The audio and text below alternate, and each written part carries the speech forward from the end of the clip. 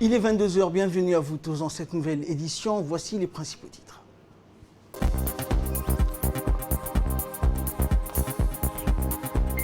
Célébration de la journée mondiale de l'alimentation, cette fois-ci dans la région de Tadjoura. Et dans l'actualité internationale en Europe, le Covid-19 se reconfine donc face à la pandémie. Bonsoir à tous.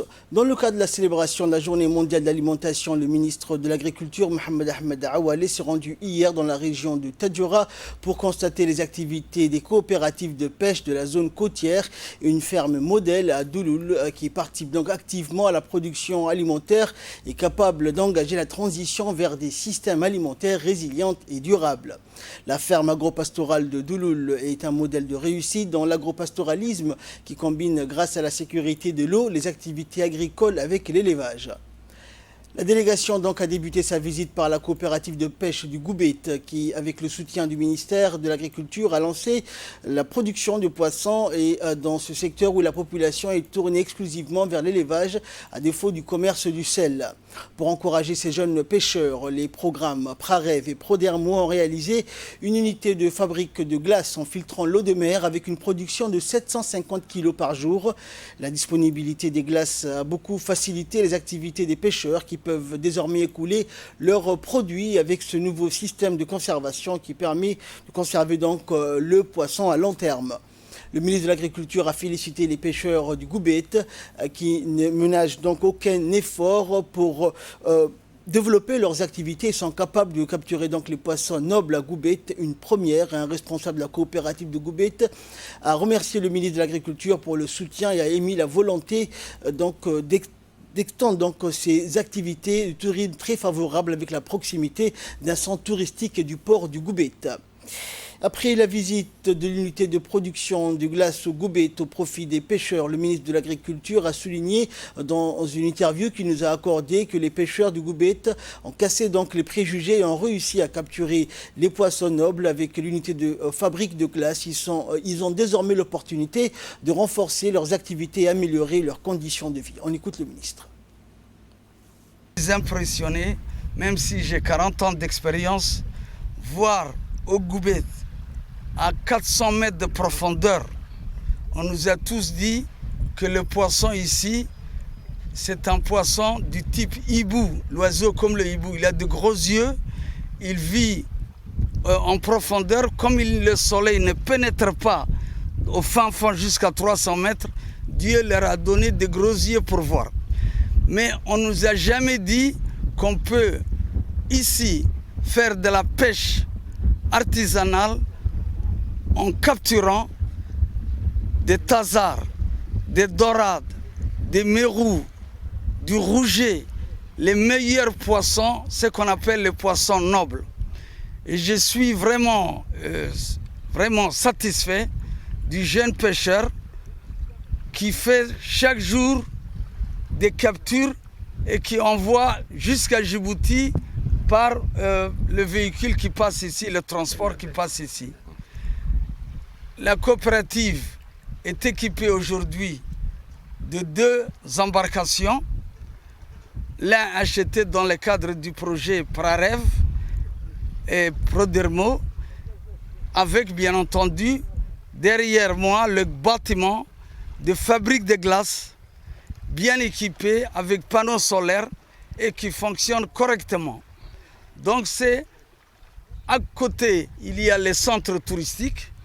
Ici, il y a le port, l'usine de fabrication de bromure, du sel et Djibouti qui est à 120 km d'ici. Donc c'est une niche à exploiter. C'est une coopérative qui a tout son avenir avec. Et après la coopérative de pêche du Goubet, la délégation conduite par le ministre de l'Agriculture a pris la direction de Sagalou, un village situé sur l'axe routier Tadjoura-Djibouti et où la population, surtout les jeunes, sont impliqués de plus en plus dans la pêche avec une coopérative forte d'une vingtaine de jeunes pêcheurs. Le ministre et sa délégation ont été accueillis par le préfet de Tadjoura, Hassan Dabale, en présence des élus locaux et la population de Sagalou. La délégation a été était composé des hautes personnalités comme le président de l'Assemblée nationale ou encore le secrétaire d'État à la décentralisation, Hamadou Mohamed Aramis. Après l'accueil, le ministre et sa délégation ont visité la nouvelle chambre froide réalisée qui permet aux pêcheurs de Sagalou de conserver leurs produits avant de l'acheminer vers les marchés de vente de Tadjoura ou encore vers la capitale. La mise en place de la chambre froide est susceptible de faciliter les activités de production dans cette mer de Sagalou, très prisée par les pêcheurs des autres localités. Et actuellement, l'axe routier offre des opportunités aux jeunes pêcheurs qui sont tournés vers la pêche avec les activités de mareyage combinées avec l'exploration des arbres dattiers. Une façade maritime où tous les pêcheurs se rencontrent, c'est-à-dire c'est d'Arta, c'est de Goubet, c'est de Sagalou. Et donc, comme vient de le souligner le ministre de l'Agriculture, c'est un mariage de l'agriculture et de la pêche qu'on peut voir, constater de visu ici à Sagalou. Donc, pour les autres actions, en tant que représentant de l'administration, on va suivre de près. Et il y aura une machine, une voiture, un véhicule frigorifique qui sera octroyé aux pêcheurs. Et donc nous allons aider le pêcheur à se restructurer pour mieux travailler et pour mieux gagner leur vie et améliorer les conditions des populations. Et le président de l'Assemblée nationale, Mohamed Ali Hamad, qui a accompagné cette délégation, a félicité le ministre pour les multiples réalisations dans les localités, des projets conformes, a-t-il dit, aux besoins de la population, surtout des jeunes qui vivent donc de ces produits. On écoute le président.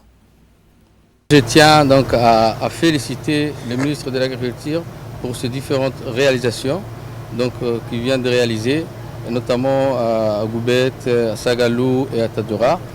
Et maintenant, l'État a investi, donc c'est un projet qui répond aux besoins de la population de ces différentes localités. Donc, maintenant, je tiens donc à souligner qu'il faut que la population, la jeunesse surtout des Sagalou, s'approprie ce projet et prenne en main, parce que l'État investit et l'État, c'est tout le monde. Ce n'est pas le ministère de l'Agriculture, le ministère de l'Agriculture sont là, demain ils ne sont pas là. Mais la jeunesse, c'est leur avenir, donc il faudra que la jeunesse prenne en charge la gestion et l'entretien aussi de ces chambres frigorifiques. Et il faudra, comme il a si bien souligné, que l'État a mis en place une politique de reconvertir les éleveurs en agriculteurs et à la pêche. Donc à Sagalou, il est bien situé dans ce créneau. Donc surtout, je réitère mes souhaits à l'encontre, à l'endroit de la jeunesse de Sagalou, de s'approprier. Donc c'est un projet qui est réalisé, destiné pour eux. Donc éventuellement aussi c'est un projet génératrice de revenus. Donc il faudra que la jeunesse se prenne en main au lieu d'attendre l'État, l'administration. Donc il faudra que maintenant eux ils arrivent à fournir l'administration, les écoles de l'arrière-pays et surtout le marché de Djibouti. Donc voilà. Et pour sa part, le ministre de l'Agriculture s'est réjoui de la mise en œuvre de tous ces programmes et projets à Sagalou. On l'écoute. Je trouve à Sagalou qu'il y a une tradition de pêche, qui ont toujours pêché et qui ont toujours fait aussi de la phéniciculture. La phéniciculture, c'est la culture du palmier dattier. Ils faisaient aussi des cultures maraîchères et fourragères, mais surtout la culture du palmier dattier. Maintenant, ils font, je crois, le mariage entre la pêche et l'agriculture. Et le ministère de l'Agriculture vient d'équiper une chambre froide pour stocker, conserver les poissons qu'ils capturent au niveau de la mer. Avec cette unité de production pêche et de palmicole, je crois qu'ils peuvent faire des activités génératrices de revenus qui peuvent permettre à une unité familiale de se nourrir et de s'entretenir et de desservir décemment sa famille. L'éducation, la santé, l'eau, vous l'avez, Je crois qu'un avenir se dessine au niveau de cette plaine côtière de Tadjoura. Et je dirais de continuer à les encadrer pour qu'ils puissent se prendre en charge dans les mois à venir avec une coopérative solide. On vient de me dire qu'il y a un véhicule frigorifique qui est prévu pour la grande pêcherie de Tadjoura, la pêcherie de Segalou et celle de Goubet. Je remercie la population tout entière ici présente. Au nom du président de l'Assemblée nationale qui est venu nous rejoindre ici, je le remercie également. C'est pour vous dire qu'il accorde une attention particulière à l'agriculture et à la pêche. Pas oublier le ministre de la décentralisation. Il fait partie de la famille du ministère de l'Agriculture et de la décentralisation, on appelle. Dans l'actualité également, dans le cadre de la politique du chef de l'État relatif à la plantation des arbres sur toute l'étendue du territoire national, les autorités et la population de la région d'Obok ont entamé depuis le début de ce mois des activités de plantation d'arbres. Et ce sont les autorités de la région qui ont décidé de mener des activités durant chaque mois. Ces activités se déroulent donc avec le soutien et l'implication du ministère de l'Agriculture, mais aussi avec l'engagement particulier du conseiller du ministre Ahmed Mohamed Ali. Ces activités sont placées sous la supervision du préfet adjoint, investi pleinement dans ce genre de défis. Le ministre de la Santé, Mohamed Ouassama Diri, a reçu dans son cabinet le directeur régional de l'UNICEF, Ted Shaiban, qui effectue une visite de travail dans notre pays. Au cours de l'entretien, le ministre de la Santé a évoqué les principaux axes de collaboration avec l'UNICEF et le département de la Santé, tout en esquissant la stratégie globale et nationale pour l'amélioration de la prise en charge intégrée de la maladie des enfants. Tout en remerciant le ministre de l'accueil chaleureux qui lui a été réservé, le directeur régional de l'UNICEF a affirmé la disponibilité de son agence onusienne pour accompagner les efforts du gouvernement djiboutien dans la promotion donc de la santé et du bien-être des enfants. Les deux parties ont par la suite abordé les programmes de vaccination infantile qui seront intensifiés pour immuniser les enfants contre toutes les maladies évitables par les vaccins.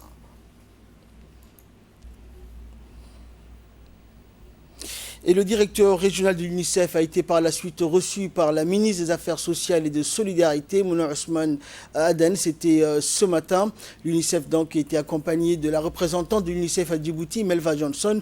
Au cours de cette entrevue, Madame la ministre, entourée de ses proches collaborateurs, a mis en avant les programmes et projets transversaux de son département, mais aussi les grands axes de collaboration entre son département et l'UNICEF menés en République de Djibouti sur les actions dans les domaines de la protection sociale, le renforcement des structures d'accueil des ménages, notamment les guichets sociaux et les travailleurs sociaux, ont été abordés également durant cette rencontre. Le directeur régional s'est dit enchanté et ravi de la collaboration de son département dans l'accompagnement des actions sociales et gouvernementales en faveur des ménages vulnérables.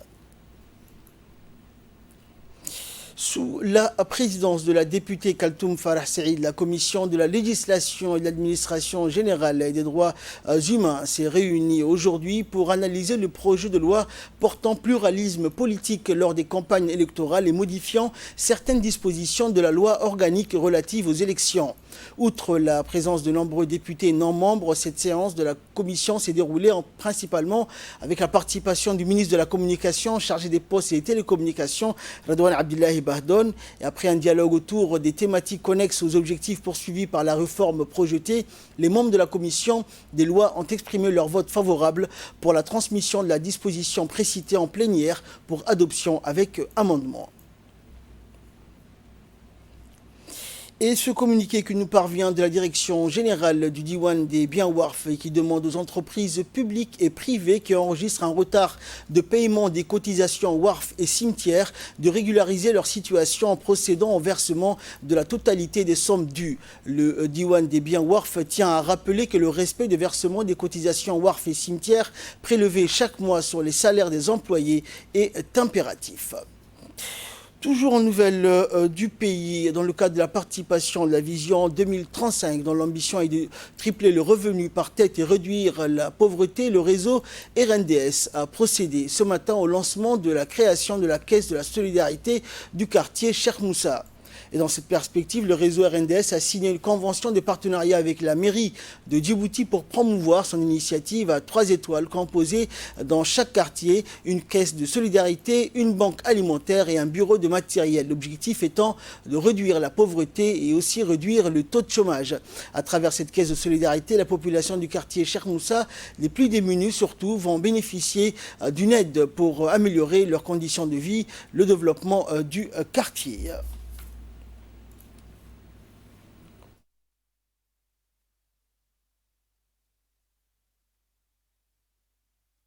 L'homme sera ministre des Affaires étrangères, mais la femme sera ministre des Affaires intérieures. Est-ce que vous comprenez? C'est elle qui est la base du développement social. Alors, le rôle de cette femme, le rôle de cet homme qui l'appuie, est d'inculquer des valeurs patriotiques à nos foyers.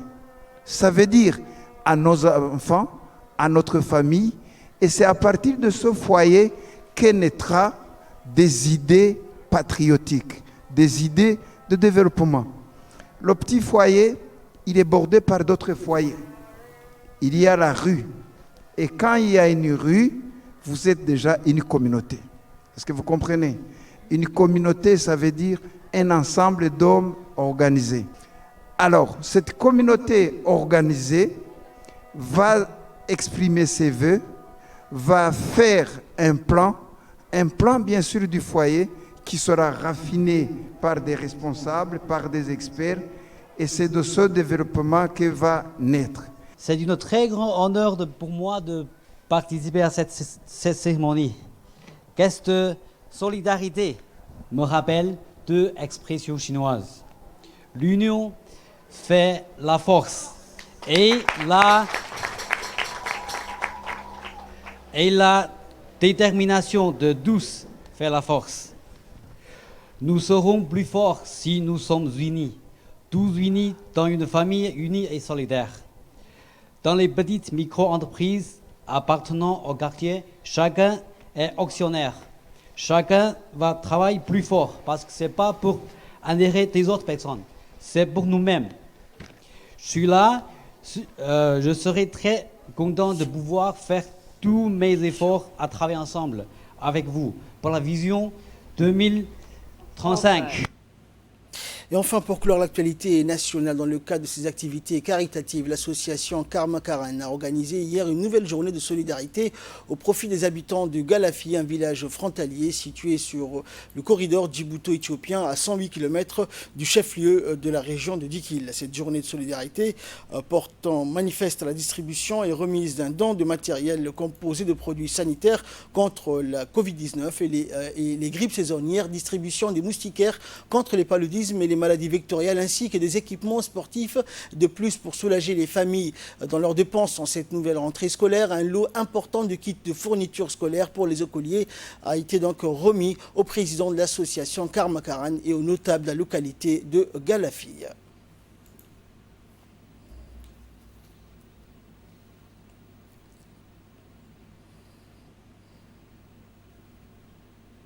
À Galafi, dans le cadre de distribution d'une journée de la solidarité.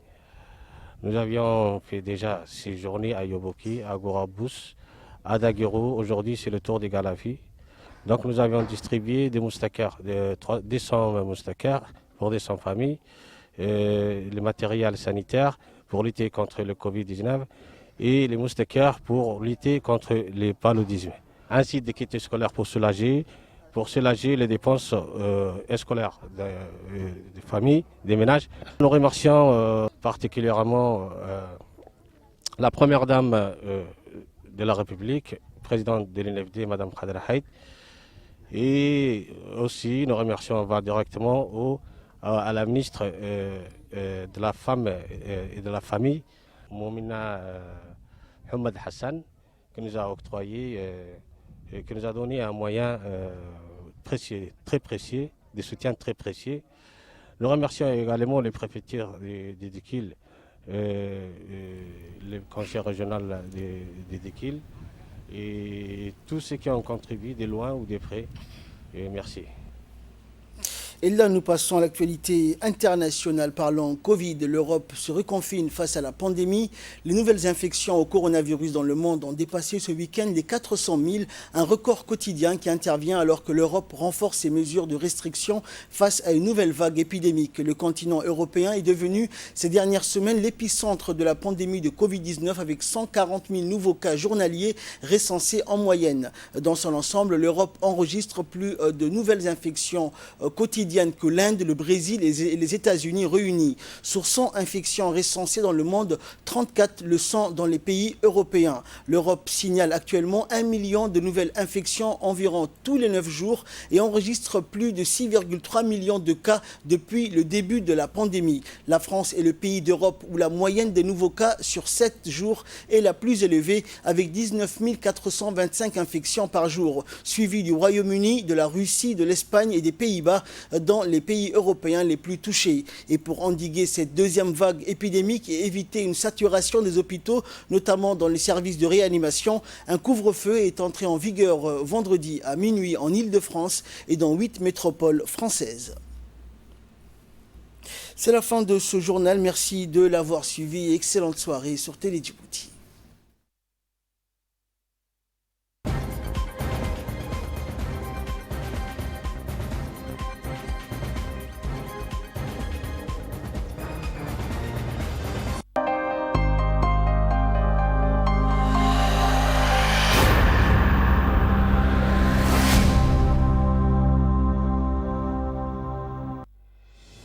Vous pensez acheter la maison de vos rêves, mais tout ce que vous trouvez n'est pas à votre goût. Al Hamdani vous présente New City. Un projet immobilier d'une cité composée de 215 villas, 60 locaux commerciaux, dont un mall pour répondre à vos besoins. Située à proximité de la mosquée Salama à PK13, elle est dotée d'une infrastructure moderne intégrant des routes, trottoirs, des réseaux d'eau, d'électricité. Construite en béton pour résister aux conditions naturelles les plus difficiles tout en respectant les normes de construction, nous faisons tout pour vous offrir le meilleur de l'immobilier. Nous vous proposons de lumineuses